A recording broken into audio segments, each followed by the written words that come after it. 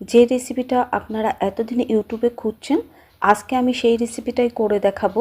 আজকে আমি হুবহু মিষ্টির দোকানের 4 কালারের বেবি সুইট মিষ্টির রেসিপিটা আপনাদের সাথে শেয়ার করব। আর মিষ্টির ভেতরটা রসালো আর নরম তুলতুলে। এই রেসিপিটা একটা রিকোয়েস্টেড ভিডিও। আমি অনেক দিন আসলে কলকাতায় ছিলাম না, আমার অনেক মিষ্টির রিকোয়েস্ট ভিডিও রয়েছে, সেগুলো আমি এক এক করে এখন দিতে থাকবো। এবার ছানা বানানোর জন্য আমি এখানে 1 কেজি দুধ নিয়েছি।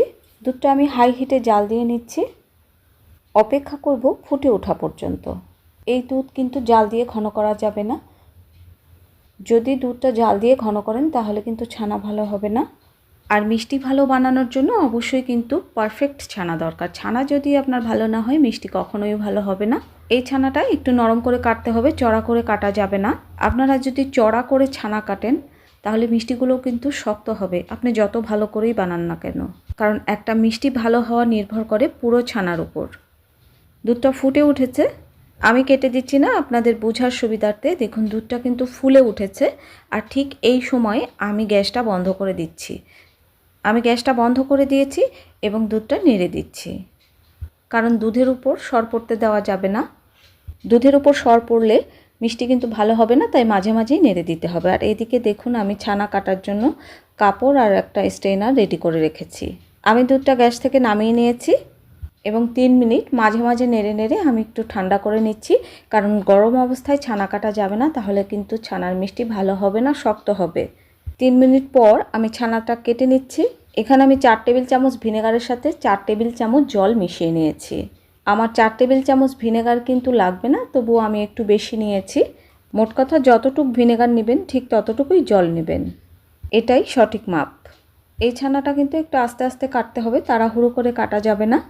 এবার ভিনেগার মেশানো জল আমি নিয়ে নিচ্ছি। এভাবে দুধের সাথে মিশিয়ে আস্তে আস্তে ভিনেগার জলটা দুধের উপর দিয়ে দিচ্ছি। আমি 3 মিনিট পরে ছানাটা কেটে নিচ্ছি। আপনাদের ক্ষেত্রে 3 থেকে 4 মিনিটও লাগতে পারে।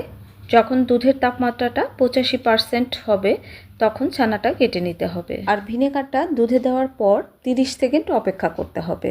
30 সেকেন্ড পর হাতার পেছন দিয়ে এভাবে আস্তে আস্তে ছানা কেটে নিতে হবে। সেমভাবেই আবার ভিনেগারটা মিশিয়ে ছানা কেটে নিতে হবে। যতবার দুধের মধ্যে ভিনেগার জলটা মেশাবেন 30 সেকেন্ড অপেক্ষা করে তারপর হাতার পেছন দিয়ে এভাবে ছানা কেটে নিতে হবে। আমার ছানা কাটা হয়ে গেছে, ঠিক এইভাবে ছানাটা কেটে নিতে হবে। দেখুন কতটা সফট একটা ছানা তৈরি হয়ে গেছে। এখন আর আমি দেরি করব না, সাথে সাথে ঠান্ডা জল দিয়ে ছানাটা ধুয়ে নেব। ছানাটা ঢেলে দিয়েছি, এবার আমি ঠান্ডা জল দিয়ে ধুয়ে নেব ভালো করে। যতক্ষণ পর্যন্ত ছানা থেকে ঠান্ডা জল না বেরোচ্ছে ততক্ষণ আমি ছানাটা ভালোভাবে ধুয়ে নেব। ছানা যদি গরম জলের মধ্যে রেখে দেন তাহলে ছানা ওভারকুক হয়ে যাবে। এই ছানা দিয়ে তখন মিষ্টি বানালে মিষ্টি ভালো হবে না। ছানা ওভারকুক হয়ে গেলে সেই ছানা দিয়ে যদি মিষ্টি বানানো হয় তাহলে সেই মিষ্টিগুলো কিন্তু শক্ত হয়। ছানাটা আমি বেশ ভালো করে ধুয়ে নিয়েছি। এবার ছানাটা আমি ঝুলিয়ে রাখবো যতক্ষণ পর্যন্ত জল পড়া বন্ধ না হয়। আর জল পড়া বন্ধ হলে ছানাটা আমি মোটা কাপড় দিয়ে পেঁচিয়ে রাখবো। অবশ্যই সুতির কাপড় নিতে হবে বা তোয়ালে নিলেও হবে। এবার মিষ্টি বানানোর জন্য প্রথমে আমি শিরা তৈরি করে নেব। আর শিরাটা অবশ্যই পাতলা শিরা হতে হবে। শিরা বানানোর জন্য আমি 2 কাপ চিনি দিয়েছি, আর 2 কাপ চিনির জন্য 2.5 কাপ জল দিয়ে দিচ্ছি। আপনারা যদি একটু বেশি মিষ্টি পছন্দ করেন তাহলে 2 কাপ চিনির জন্য 2 কাপ জলই দিতে পারেন। একটা কথা মনে রাখবেন, ভাজা যত রকমের মিষ্টি বানানো হয় সব মিষ্টিগুলোই পাতলা শিরাতে বানানো হয়। এই শিরা জাল দিয়ে ঘন করার কোনো প্রয়োজন নেই। এই শিরাটা একতার বা দোতারের শিরা হবে না, চিনি গলে ফুটে উঠলেই শিরাটা তৈরি হয়ে যাবে। আমি চেষ্টা করি সবসময় মিষ্টির দোকানের রেসিপিগুলো শেয়ার করার জন্য, এই জন্য মিষ্টির ভিডিওগুলো দিতে একটু দেরি হয়ে যায়। চিনিটা গলে গেছে, আমি এখন ঢাকা দিয়ে রেখে দেবো। আমি এখন ফুটিয়ে নিচ্ছি না, কারণ আমি এখন বেবি সুইট মিষ্টিগুলো তৈরি করব। মিষ্টিগুলো তৈরি করতে অনেক সময় লাগবে, কারণ মিষ্টিগুলো অনেক ছোট ছোট করে বানাতে হবে। এবার শিরাটা আমি ঢাকা দিয়ে রেখে দিচ্ছি, পরে শিরাটা আমি ফুটিয়ে নেব। সন্দেশের মিষ্টি বানানোর জন্য ছানাটা করেই সাথে সাথেই কিন্তু সন্দেশ বানানো যায়। রসগোল্লা অথবা ভাজা মিষ্টি যে কোনো মিষ্টির ক্ষেত্রে ছানাটা 3 থেকে 4 ঘন্টা আগে কেটে রাখলে ভালো হয়। এবার ছানাটা আমি হাতের 5 আঙ্গুল দিয়ে ক্রিমের মতো করে মেখে নিচ্ছি। আমি এখানে 1 কেজি দুধের ছানা নিয়েছি, আর 1 কেজি দুধ থেকে 200 গ্রামের মতো ছানা পাওয়া যায়। যদি ভালো দুধ হয় তাহলে 200 গ্রাম ছানা পাওয়া যায়, আর যদি দুধ ভালো না হয় তাহলে কিন্তু অনেক কম ছানা পাবেন। ছানাটা আমি ক্রিমের মতো করে মেখে নিয়েছি। এবার দিয়ে দিচ্ছি 1 চা চামচ চিনি। চিনি দিয়ে ভালো করে মেখে ছানাটা আমি 5 মিনিট রেস্টে রেখে দেব। চিনি দিয়ে আমি ভালো করে মেখে নিয়েছি। এবার চিনিটা যাতে ভালোভাবে ছানার সাথে মিশে যায় বা গলে যায় সেজন্য আমি 5 মিনিট রেস্টে রেখে দেব। আমার রেসিপিটা যদি আপনাদের ভালো লাগে তাহলে লাইক, কমেন্ট, ফ্রেন্ডস অ্যান্ড ফ্যামিলির সাথে শেয়ার করবেন। আর খুব বেশি ভালো লাগলে চ্যানেলটা অবশ্যই সাবস্ক্রাইব করবেন। এবার আমার লাগবে ময়দা, তাই আমি এখানে 2 টেবিল চামচ ময়দা নিয়ে নিচ্ছি। যদি মনে হয় আপনাদের ছানাটা একটু নরম হয়ে গেছে সেই ক্ষেত্রে আপনারা এখানে আরও হাফ টেবিল চামচ ময়দা অ্যাড করে দিতে পারেন। এবার বেকিং সোডা আমি নিয়ে নিচ্ছি 1 চিমটি।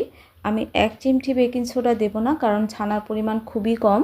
1 চিমটি বেকিং সোডা হাতের উপর নিয়ে আমি অর্ধেক করে দেব। 1 চিমটির অর্ধেক আমি নিয়েছি, এতটুকু। ময়দার মধ্যে বেকিং সোডাটা আমি ওখানে মিশিয়ে দিয়েছি। যখন বেকিং সোডাটা আমি দিয়ে ফেলেছি তখন ক্যামেরাটা অফ ছিল, তাই আমি বেকিং সোডাটা দেওয়া দেখাতে পারিনি। আমি অর্ধেক বেকিং সোডা দিয়েছি আর অর্ধেক বেকিং সোডা আমার হাতের তালুর উপর রয়েছে। এবার ময়দার সাথে বেকিং সোডাটা খুব ভালো করে মিশিয়ে নিতে হবে, যাতে বেকিং সোডা এক জায়গায় না থাকে, খুব ভালো করে মিশে যায়। আর আপনারা চাইলে জলের সাথে অথবা ডালডার সাথে বেকিং সোডাটা ভালো করে মিশিয়ে নিতে পারেন। এবার শুকনো উপকরণটা আমি ছানার সাথে ভালো করে মিশিয়ে নিচ্ছি। প্রথমে আমি চটকে চটকে মিশিয়ে নিচ্ছি। এবার হাত দিয়ে ডলে ডলে মিশিয়ে নেব। একটু সময় ধরে ভালো করে মিশিয়ে নিতে হবে। ছানাটা যতটা ভালো করে মেশাবেন মিষ্টিগুলো কিন্তু ততটাই ভালো হবে। ছানাটা আমি খুব ভালো করে মিশিয়ে নিয়েছি। মিষ্টিগুলো যাতে এক সাইজ হয় বা সমান হয় এই জন্য ছোটো ছোটো লেচি কেটে নিতে হবে। আমি আপনাদের দেখাচ্ছি, আপনারা এভাবে ছোট ছোট করে লেচি কেটে নেবেন। যারা নতুন মিষ্টি বানাবেন তাহলে মিষ্টিগুলো সমান হবে।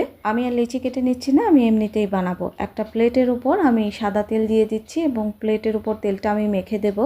প্লেটের উপর আমি তেল মেখে নিচ্ছি, কারণ মিষ্টির বলগুলো বানিয়ে আমি এই প্লেটের উপর রাখবো।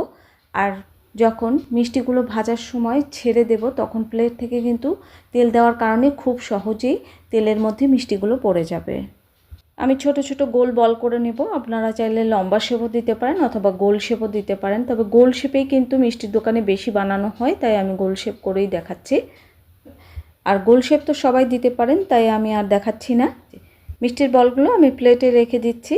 আর মিষ্টির বলগুলো কিন্তু খুব নিখুঁত করতে হবে, যাতে কোনো জায়গায় ফাটল না থাকে। ফাটল থাকলে কিন্তু তেলে ভাজার সময় সেই জায়গা থেকে কিন্তু ফেটে যাবে। গুঁড়ো দুধ দিয়ে কীভাবে বেবি সুইট মিষ্টি বানানো হয় আমার চ্যানেলে দেওয়া আছে। আপনারা গুঁড়ো দুধ দিয়ে যারা বানাবেন সেই রেসিপিগুলো দেখে নিতে পারেন। দেখুন আমার মিষ্টির বলগুলো কতটা মসৃণ হয়েছে, ঠিক এমনই হতে হবে। এবার সব মিষ্টির বলগুলো আমি বানিয়ে নিচ্ছি। সব মিষ্টির বলগুলো আমি বানিয়ে নিয়েছি। দেখুন দেখতে কতটা সুন্দর লাগছে। এবার মিষ্টির বলগুলো আমি ভেজে নেব। এর জন্য তেল দিয়ে দিচ্ছি। আমি সাদা তেলে মিষ্টিগুলো ভেজে নেব। মিষ্টিগুলো ভাজার জন্য ননস্টিক কড়াই নিলে বেশি ভালো হয়। বিশেষ করে যারা নতুন তারা তো অবশ্যই ননস্টিক নেওয়ার চেষ্টা করবেন। ননস্টিক কড়াইতে মিষ্টিগুলো ভাজলে কিন্তু সহজে লেগে ধরে না। আর পাশের দেখতে পাচ্ছেন আমি শিরাটা কিন্তু জেলে দিয়েছি। তেলটা যখন হালকা গরম হবে তখন মিষ্টির বলগুলো আমি তেলের মধ্যে ছেড়ে দেব। আপনারা যারা এমনি কড়াইতে করবেন আমি তাদের জন্য টিপসটা বলে দিচ্ছি। কড়াইটা এবার আমি একটু ঝাঁকিয়ে দিচ্ছি যাতে মিষ্টিগুলো ছড়িয়ে পড়ে। এই সময় গ্যাস ওভেনের আঁচটা কিন্তু মিডিয়াম লো হিটে আছে, হাই হিটে করা যাবে না যতক্ষণ মিষ্টিগুলো ভেসে না ওঠে। আর মাঝে মাঝে এভাবে ঝাঁকিয়ে দিতে হবে। দেখুন দু একটা মিষ্টি কিন্তু উপরে একা একাই ভেসে উঠেছে, সবগুলো মিষ্টি এভাবে ভেসে উঠবে। আপনারা যারা কড়াইতে এই মিষ্টিটা তৈরি করবেন কড়াইতে অল্প তেল দিয়ে হাই হিটে গরম করে নিতে হবে, খুব গরম করে নিতে হবে। তেলটা যখন খুব গরম হয়ে যাবে তখন বাকি তেলটা ঢেলে দিতে হবে। অনেক বেশি তেল দেওয়ার জন্য তেলের তাপমাত্রাটাও কমে যাবে। যখন মিষ্টিগুলো তেলের মধ্যে ছাড়বেন তখন আর কড়াইতে লাগবে না, কারণ অল্প তেল দিয়ে কড়াইটা আমরা আগেই গরম করে নিয়েছি। এই জন্য মিষ্টিগুলো তেলের মধ্যে ছাড়ার পর কড়াইতে আর লেগে ধরবে না।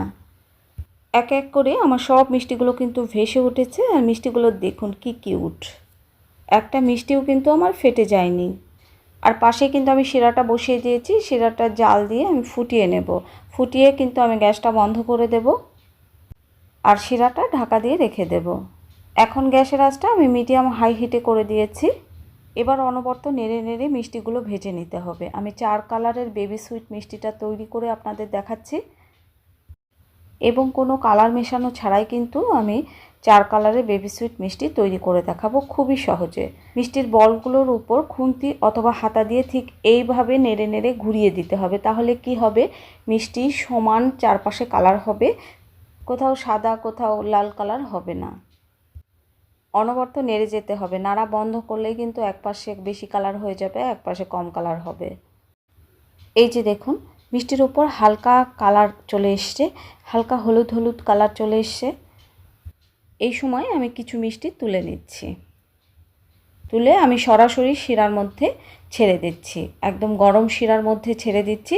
আর শিরার মধ্যে ছাড়ার পর মিষ্টিগুলো আমি নেড়ে দেব। আমি এখন দেখাতে পারছি না, আমি লাস্টে দেখাবো। দ্বিতীয় কালারের জন্য কিছু মিষ্টির বল আমি তুলে নিচ্ছি, এবার নেড়ে চেড়ে আবার ভেজে নেব। এটা হচ্ছে গোলাপ জামুনের কালার করে তুলে নেব আমি। এই তো কালার চলে এসছে, এখন আমি কিছু মিষ্টি তুলে নেব।